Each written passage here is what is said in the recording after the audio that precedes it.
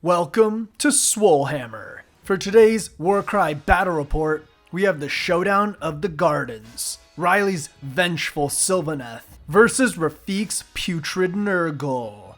Today we're playing Nexus of Power from the Tome of Champions 2021. The victory path is set up 5 objective markers on the battlefield floor as shown on the map. At the end of each battle round, each player scores 1 victory point for each objective they control. The battle ends after 4 battle rounds. When the battle ends, the player with the most victory points wins the battle.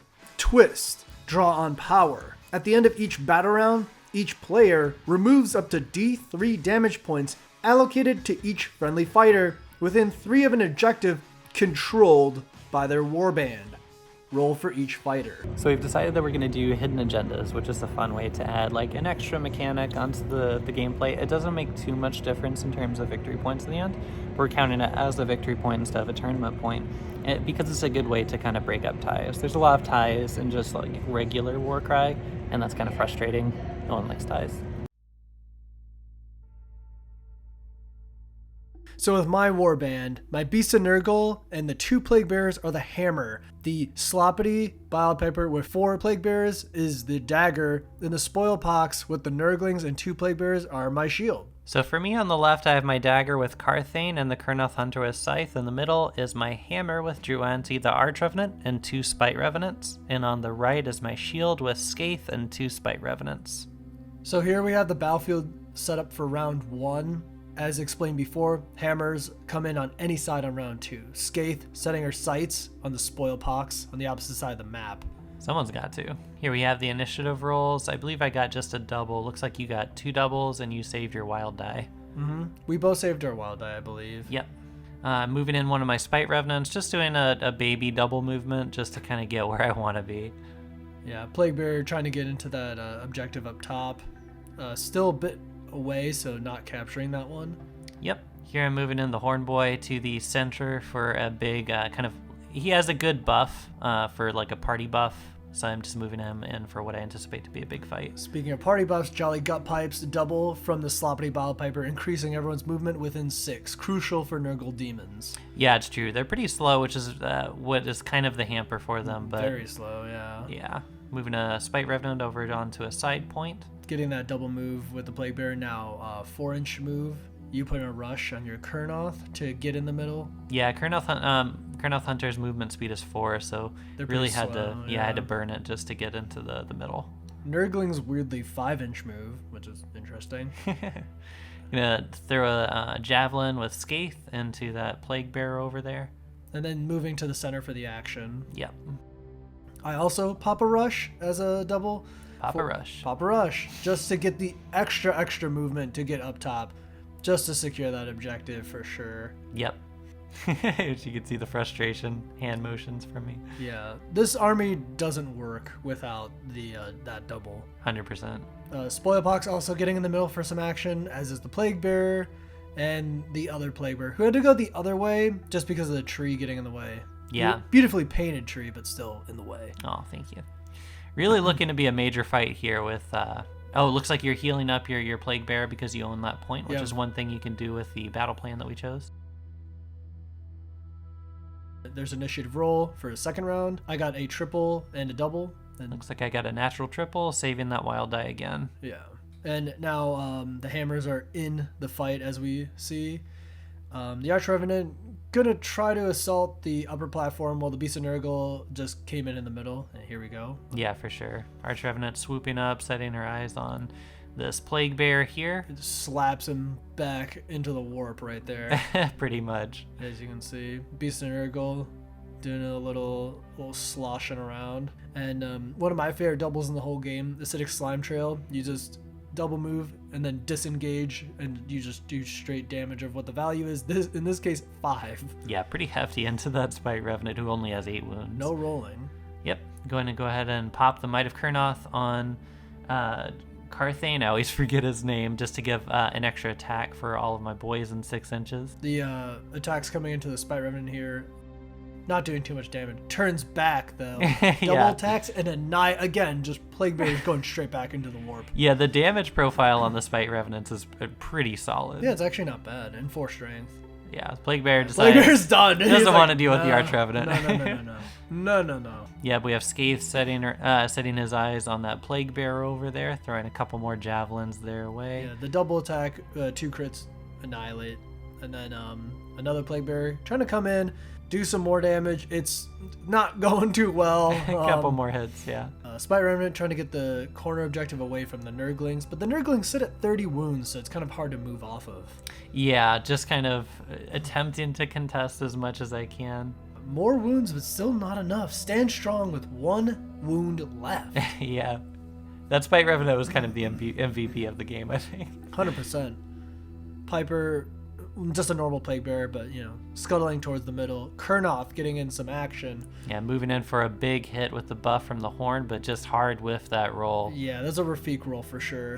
Menacing Overseer, on the other hand, another thing that makes Nurgle Demons work, I found out. Spoilpox double attacking into the Kurnoth, dealing 17 damage out of the 30 wounds. It's insane. It's so strong. Yeah, also Spoilpox 5 strength. Did not realize that until we were playing. Yep. Love to see it. Plague Bearer gets a single crit off, making it a solid 20. Nurgling's going for 7 attacks and doesn't and whiffs pretty hard. Yeah, that's true. That's that 9-inch range on the buff coming in handy though. He's way over on another point and he's still in range of the buff. Yeah, it's on the other objective.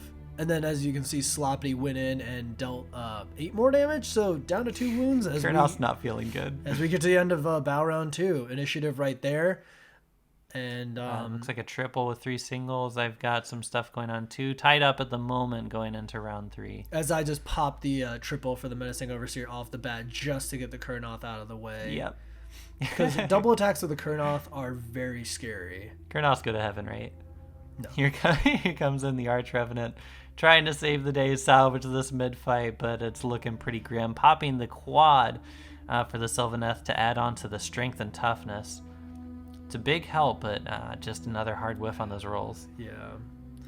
Nurgling in the second round killed the Spite Revenant and then just waddles back to the objective. Yep. Might have Kurnoth again from Carthane. Yep. Going to try to get as many buffs in that mid-fight as I can, moving into attack. It gained some damage in on the Plague Bearer, but still not quite enough. Yeah.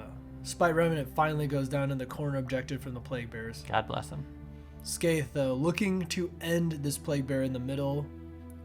Crazy. Yeah. That's a good Riley roll right there. For sure. And then going for another Plague Bear outside of the mix. Yeah, could put both of those javelins to use.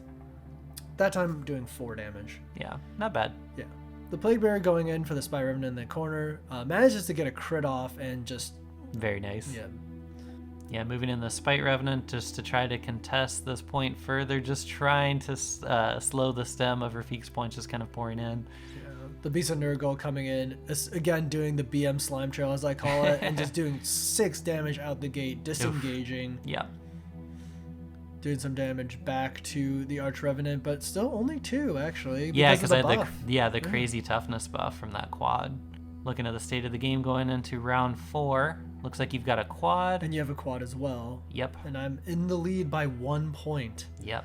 I'm trying to move my horn boy over here just to kind of shake this point over here to have, majority models, but I'm really slowly losing the troop advantage on pretty much every point. Here comes the disgusting sneeze. Oh, man. Just sniping Carthane and ending the game for Riley. Yep, that was my only hope, to be able to get enough points to catch back up. Yeah, she was just, there wasn't enough models on her side, and it ends the game 8-12. Yep.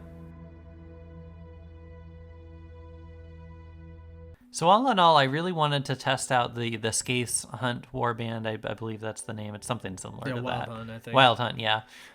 Just because they're new cool models for the Underworlds Warbands. And it did really well at the Adepticon tournament, so I kind of wanted to take them for a spin.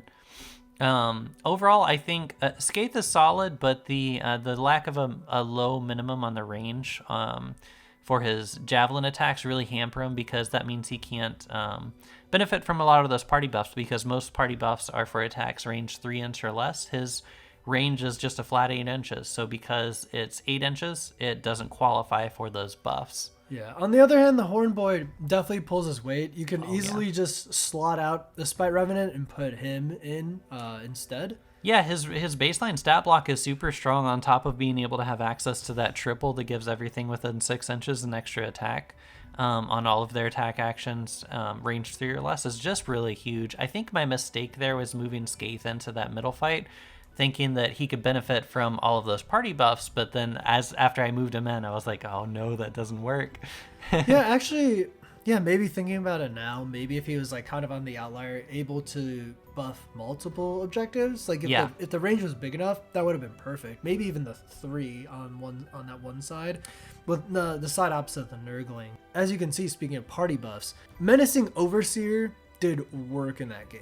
It really did. Making the Nurgle like piddly attacks actually kind of matter.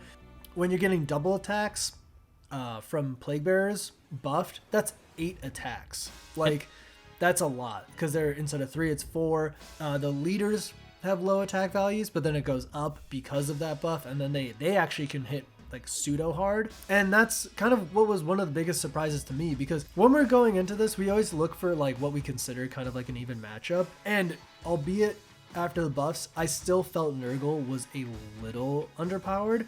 But then when I actually looked at the list, looked at the leader abilities, and synergized everything, and put those 2 leaders so you have movement and the attack buff, they really work well together. Yeah, I definitely think they're needed, because otherwise the low movement is just, it's a little too much, and I just think you lose out on a lot of point control, especially on those like treasure token versions of the game. So I think having the 9-inch on the party buff is just super important and needed on top of the movement speed ability.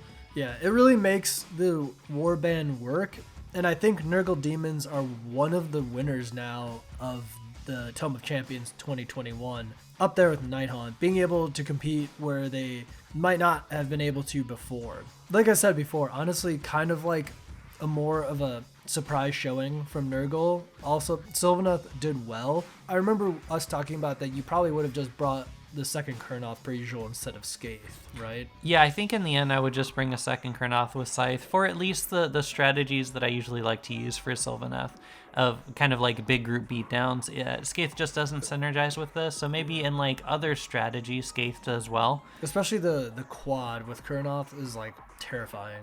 Yeah, it's really solid, and unfortunately Skaith just doesn't really synergize with that well, which is, it's fine. Like I said, I think Skaith would work for kind of different approaches to the game, but overall for the play style of Sylvaneth, I just don't think he necessarily synergizes quite well enough to use super often. Well, there you go. Another Warcry Battle Report. Thanks for watching. Stay swole.